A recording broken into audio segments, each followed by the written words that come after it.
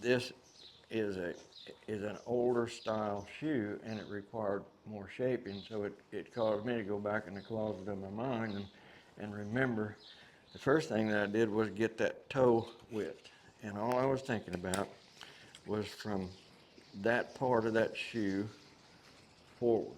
That's the only thing I was thinking about, and I wanted to get it where it's pretty bold across there, pretty straight across, almost squaring that toe.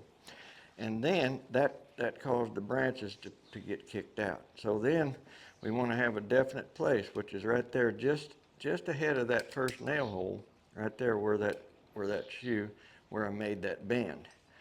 I had straightened that branch out there, and then I went and I bent that shoe in according to what I saw there. Then I made mention that if I drop a plumb from that first nail hole, that branch of that shoe should come right to the center of that right there. So that tells me that side of that shoe should fit the horse. And the same thing on this side over here. When I put that tool right there at that first nail hole, see it's coming straight down through the center of that heel. That generally gets your width pretty well right and has everything balanced. Because if we've done a good job of trimming that foot, we've trimmed to the natural balance of the internal structure of that foot.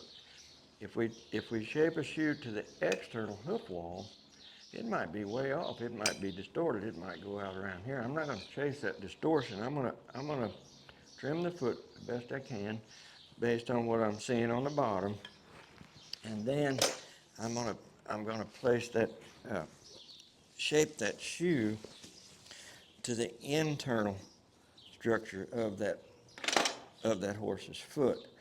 Something else you can do that will help you in your shoe shaping is to measure across the widest part of the foot, which this one comes to just right at 4¼ inches.